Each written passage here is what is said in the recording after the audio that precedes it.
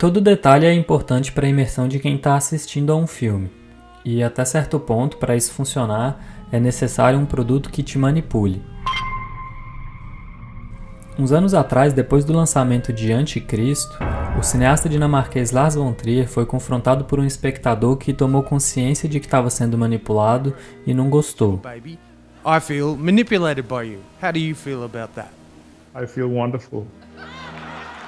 A forma como o diretor reagiu a esse comentário me fez pensar que essa palavra, dentro do cinema, significa mais ou menos o seguinte. Quando alguém se propõe a fazer um filme de comédia, por exemplo, tem alguns momentos que estão ali para fazer a audiência rir. Então aquilo tem que funcionar quando sai da tela e chega do outro lado. Seja com a risada, o medo ou a tensão, um filme vai conectar todos os elementos que o formam e o conjunto de tudo isso tem que formar uma unidade que, no fim das contas, tem o propósito de manipular o espectador.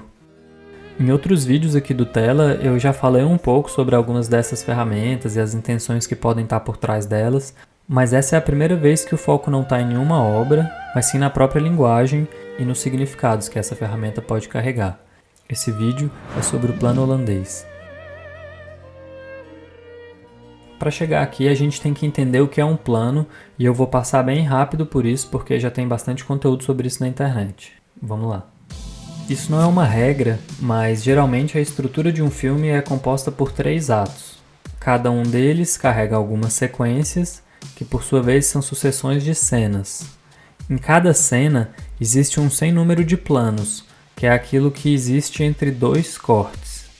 Por exemplo, na cena inicial de Breaking Bad, a gente vê uma calça caindo e um veículo em alta velocidade. Dentro dele a gente encontra o Walter White dirigindo e o Jesse Pinkman desmaiado no banco do passageiro.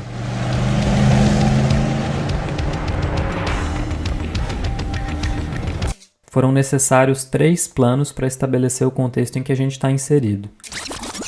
1, 2 e 3.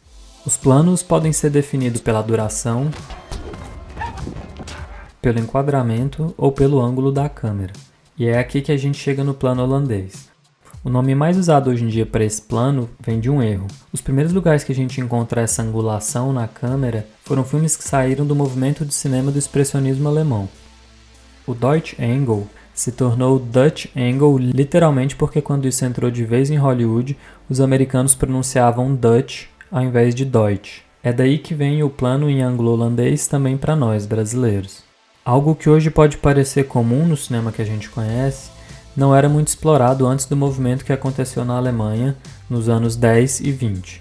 O uso de simbolismo e estilo no auxílio das narrativas do cinema. Filmes como O Gabinete do Dr. Caligari incorporaram pela primeira vez o que esse livro, que aliás eu recomendo para quem quer estudar cinema, chama de desenquadramento, que nada mais é do que o holandês, mas com um nome que vem da quebra do paralelismo. Essa é a ideia de que a imagem tem que ser enquadrada com as linhas horizontais em paralelo com as linhas do quadro. Para isso surgiu a função do nivelador, que é uma espécie de assistente de câmera responsável por deixar os tripés sempre nivelados. Dentro da linguagem clássica do cinema, o holandês é usado para causar desconforto no espectador e geralmente é usado em um momento de desequilíbrio, tensão extrema ou descolamento da realidade. Mas isso não quer dizer que é só entortar a câmera para que a sensação de perturbação chegue em quem está assistindo. Isso tem que ser feito junto com diversos outros elementos que vão reforçar o símbolo ou o subtexto da cena. Dá para partir do seguinte princípio: tudo que está dentro do quadro e das faixas de áudio tem que colaborar com a mesma história. Então não adianta ficar usando o holandês o tempo todo se o resto do filme não estiver mandando a mesma mensagem. Eu peguei uns exemplos extremos do que eu considerei bom e mau uso dessa técnica. O primeiro deles é o filme número 1 do Thor, que usa o holandês sem parar. Só que aquela história e aquele mundo não são tão instáveis assim que a imagem precisa ficar constantemente torta. Isso acaba fazendo o recurso perder força e no fim do filme a gente está tão insensível àquilo que não surte mais efeito nenhum. Isso não quer dizer que você não possa usar a ferramenta o tempo todo se precisar. Se a intenção for causar desconforto constante no espectador, tudo bem. E é esse o segundo exemplo.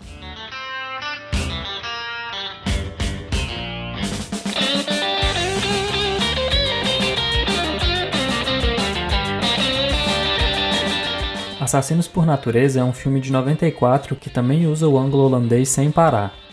Esse universo é tão deturpado que ele vira a norma aqui. Os raros planos nivelados é que se tornam exceções, e geralmente mostram a realidade pelo filtro de alguma mídia de massa, como um telejornal ou uma sitcom, e consegue colocar até um cara completamente abusivo que faz a própria família refém em uma embalagem que é costumeira e palatável. O incômodo aqui acompanha a mensagem por trás das intenções que o Oliver Stone teve quando dirigiu o filme. A ideia de que a mídia alimenta, romantiza e deturpa a violência que existe na nossa sociedade em troca de dinheiro e bombeadas no ego. A mensagem é bem incômoda e o filme também. O holandês também marcou bastante os filmes noir, geralmente reafirmando o caráter desorientador das histórias e o fato de que aquele mundo e as pessoas que o habitam não são tão confiáveis. E também marcou bastante filmes como A Noite dos Mortos-Vivos, do Romero, que é uma obra seminal para o subgênero de filmes de zumbi, e depois que as criaturas aparecem pela primeira vez, é holandês para todo lado.